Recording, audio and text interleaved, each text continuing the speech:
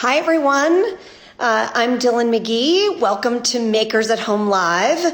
This is a very special edition because we are actually, for the first time, doing a live twice. We love Gitanjali Rao so much that we had to bring her back and share with you her new book that just came out. Just tiny bit of background. Gitanjali, also known as Anjali, was 3 years ago on the Makers stage, and she shared with us the device that she created to help test the water in Flint, Michigan. And then fast forward 3 years, she was just recently on the cover of Time magazine as the first ever Kid of the Year. And I think there were something like 5,000 kids who submitted applications. So it's a real treat to have her with us today. And let's get her on and hear all about her new book, which is called A Young Innovator's Guide to STEM. So here I come, Anjali. Hi. Hi, how are you? Are you just getting home from school? It's not really home from school. I just got off of a Zoom call if that counts. So, Oh, yeah. Oh, right. Because school is Zoom. yep, exactly. Yeah. What a bummer. How's it going? It's definitely interesting. I don't hate it, especially because I have time to do other things, but I don't love it either because, you don't get that social interaction as always. No. Are you getting to hang out with friends at all? Not really, no. No. Yeah, we've kind of just been submitted to the online world and trying to work around that. So, yeah.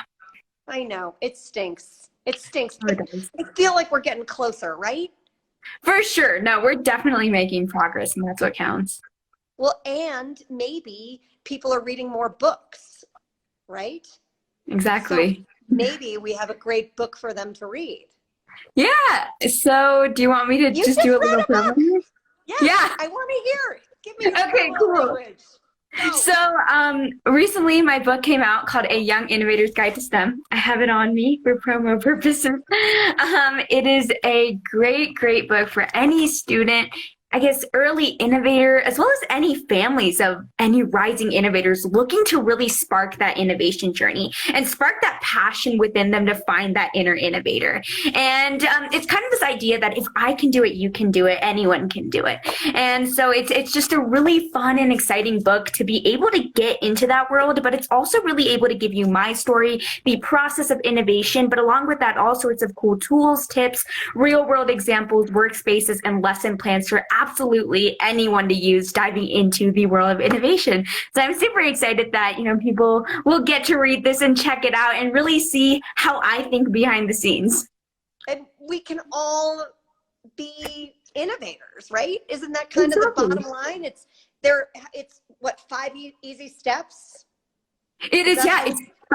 It's five steps, which is observe, brainstorm, research, build, and communicate. And that is what has worked for me for years. And it's basically like almost revealing all my secrets, right? Like the way I innovate, the way I change the world for the better. And I guess really showing that and breaking that stereotype of what innovation is, right? You don't need a PhD to be an innovator. You don't need to be, have a specialty in some sort of specific subject in order to make a difference, because innovation isn't limited to age, race, or gender. It's just totally dependent on the amount of passion and drive you have within you.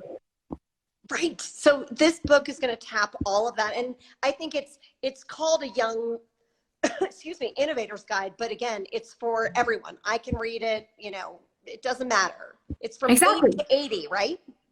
It is, yes, literally anyone. And that's why I guess the subtitle, or like these smaller title headline, sure. It's called 5 Steps to Problem Solving for Students, Educators, and Parents or Families, especially because innovation, while my target audience is obviously kids and other people looking to be innovators, we shouldn't limit that based on age. Anybody can be an innovator. We just need to put our minds to it.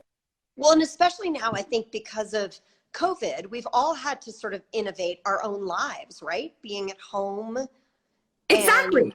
Yeah, 100%. And I think they also discuss that in the book, right? Like we're already being forced to innovate. Why not take Right. advantage of that and grow with the world around us? And it's kind of unfortunate that we need to be thrown into a pandemic to make huge changes in the way like our education system works, our healthcare system works.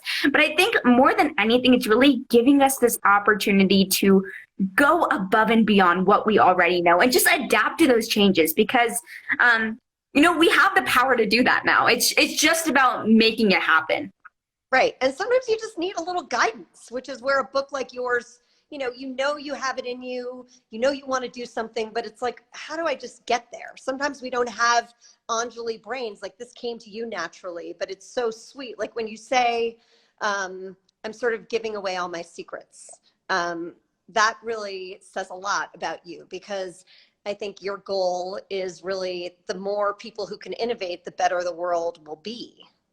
Right? Exactly. And that's exactly what it is. And I think I like to say that our generation is growing up in a place where we're seeing problems that have never existed before, right? And it is up to all of us now more than ever to make that difference. And in order to make that sustainable world that we've all been thinking about, we all need to play a part. We all need to pitch in because our world is just one big community and we're all just parts of it. And we all right now we need to maximize innovation and creativity. And in order to do that, we're creating a movement. We should create a movement. And that's exactly what this book is trying to stir up.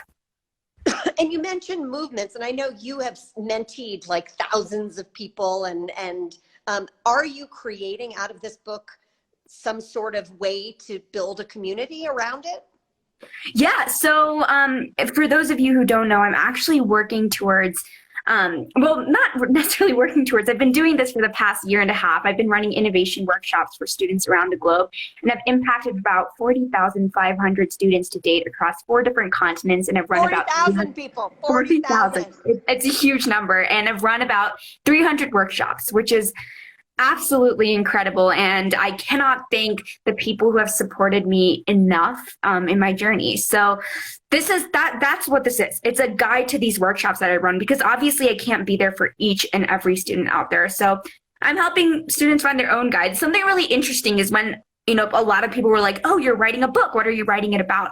A lot of people honestly thought it was just going to be my story. And that's honestly what I thought it was going to be as well. But I think beyond my story, while we do need that inspiration and, excitement sometimes, we need that process. We need that procedure that we can follow. We need to know how we can do it. We can't just stop at inspiration. And that's really where I'm trying to go, that next mile with this book. It's great. And how did you, I remember talking a little bit to you about that you were keeping a Google Doc or something about things that were inspiring you and you decided I'm going to turn that into a book. But how did you pitch a book? Did you go to a publisher and say, I want to do this? Or did someone come to you? How'd that happen?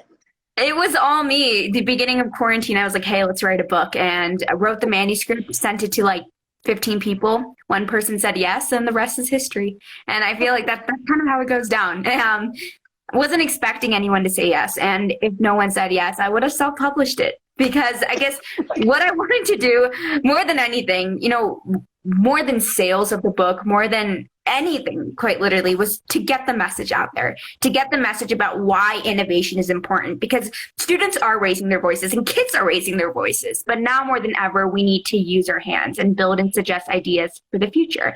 And that's what a Young Innovator's Guide to STEM does, is allow these kids who want to change the world but just don't know where to start to find that starting point. You've got a heart of gold, Anjali. All right. Thank you. Appreciate it. I promised we'd keep this short because we know we want everybody to watch it, but I want to end with something fun. Cool. Our Maker's Minute. Do you know about this? I do not. I don't think I've done it before. Okay, well, you're game and fun. And so basically what we do is with our makers, we ask them questions. We have a minute, and Kelly Matusik, our producer, Kelly, get ready, get your timer out. We see how many questions we can get through in a minute, and they're fun questions, like, easy for you. And I will tell you that Gloria Steinem still has the record at going through 16 questions, okay? Oh, dang, okay. Okay. All right. So now you got. How am I supposed to beat that? Okay. I I know could it's probably do hard. it. And by the way, no one has. So you'll be with the masses if you don't. Cool. Or you'll be the new champion. I don't know. Oh, All right, here we go. Kelly Matusik, are you ready? yeah. Go. Okay. Best word to describe you. Curious. A female who inspires you right now. Ibtiaj Muhammad. Something that makes you hopeful. Um, Art. Any sort of art. Something that pisses you off. Nails on a chalkboard. That's so basic, but like, No, that's a good one. Me too. Something you're afraid of. drowning. Oh, good. If you could be any other woman on earth for one full day, who would it be? Kamala Harris. Good answers. Something you wish you did more often. Right. Something you wish you did less often. Watch YouTube. Something you've never tried but would like to. Um, White chocolate. God, never tried that. No. If you could change one thing for your generation, what would it be? I guess bringing that hope back, putting in that like hot-headedness that we had. Making more Anjalis in the world. Well, I will tell you, you were very close to Gloria. What was I at? You were at 14. Oh, dang it. Okay, it's fine. But It's part good of it, enough. I think, here's the thing. I'll give you a little extra points because we used to do them live. I think it adds a little delay. And I think I commented on too many of yours because I liked your answers. So No, it's totally fine. I would say you're close to a tie with Gloria, and you are amazing. And tell everyone the name of your book one more time and how they can, all the things they should do. Follow Yeah, you. absolutely. Everything. So here's my book, A Young Innovator's Guide to STEM. You can order it from the link in my bio on my Instagram page, which is obviously tagged here. Along with that, you can go to gitanjalirao.net/book to learn everything there is to learn about it. And you can order it basically everywhere you can get books. So check out Barnes & Nobles, Amazon, any sort of bookstores. And hopefully you can find something there. But I hope all of you take a little bit of something away from, this thing I've written for the past couple of months. We're so proud of you. Congratulations. I can't wait to get my hands on it and read it myself and become an innovator. And I'll let you know what you inspire me to do.